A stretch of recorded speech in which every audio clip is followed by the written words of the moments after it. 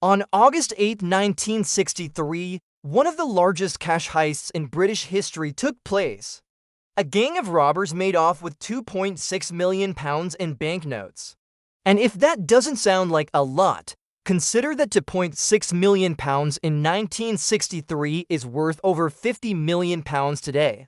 Here's how it went down. Somewhere in rural England, a Royal Mail train was traveling from Glasgow to London. The train had 148 mail sacks on board, each weighing 40 kilos. And yes, back in the day, mail was transported by train in sacks.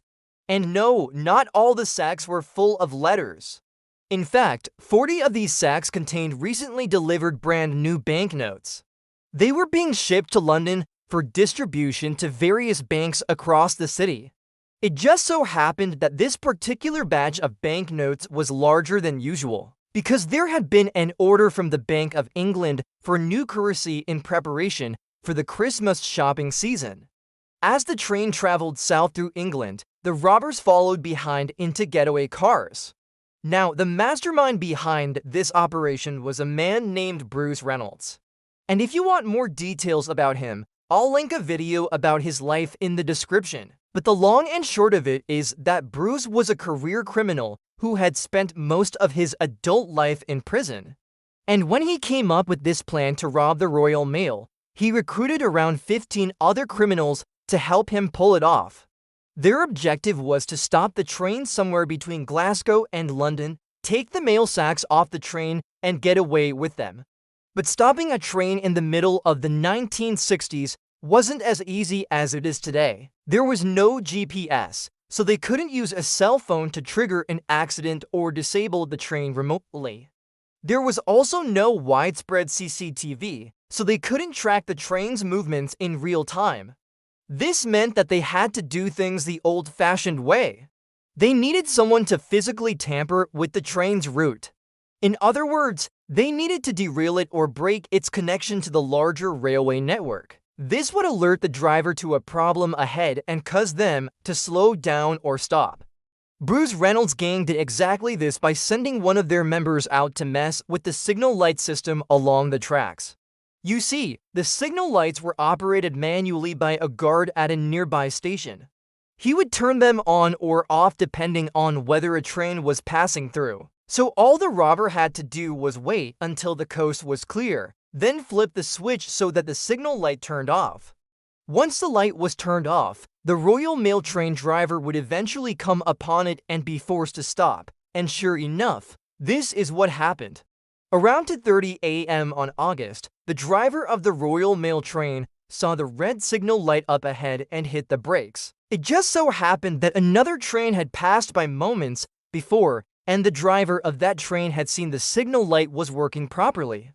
When the Royal Mail train driver realized that something was wrong, he pulled his emergency brake and waited for the signal light to turn back on. When it didn't, he left his train and walked up to the signal light to investigate. While he was gone, Bruce Reynolds and his gang of thieves snuck onto the train and started taking off the mail sacks. Now, we don't know exactly how long the driver was gone, but it must have been less than 5 minutes because by the time he got back to the train, the robbers were already gone. He quickly opened up one of the mail sacks to find that it was filled with banknotes.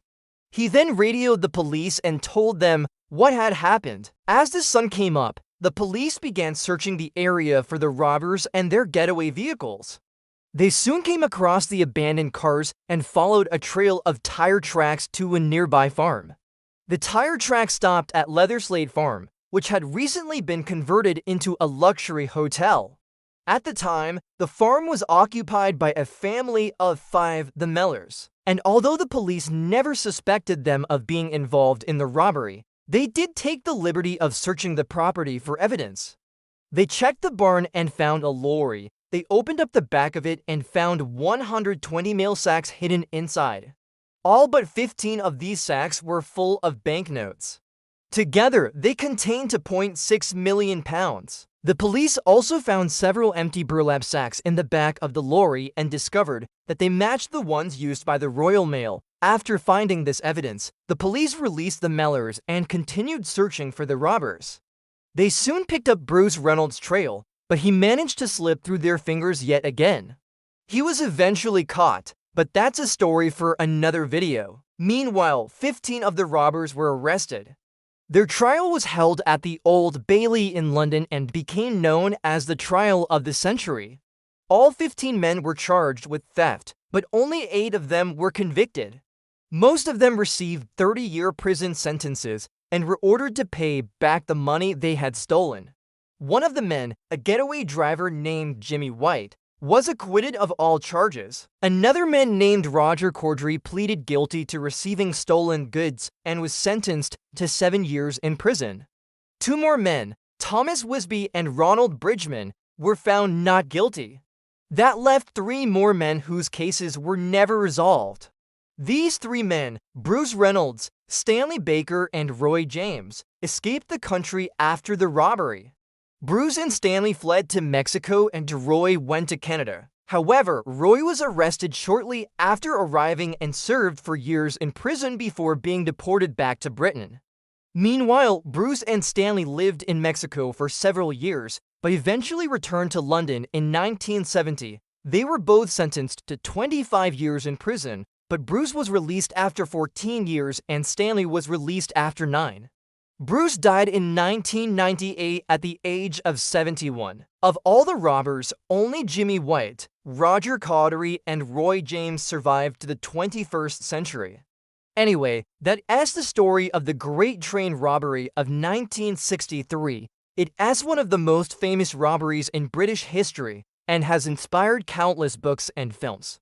The most famous adaptation is probably the 1990 film starring Michael Caine and Sean Connery. Although technically, it's not based on the 1963 robbery, the producers wanted to capitalize on the public's fascination with the original crime. So instead of writing an original script, they just loosely adapted the story of the Great Train Robbery. If you've never seen it, I recommend watching it sometime. Michael Caine is hilariously funny in it, and Sean Connery chews up the scenery for fun. Anyway, I hope you enjoyed this video. Thanks for watching.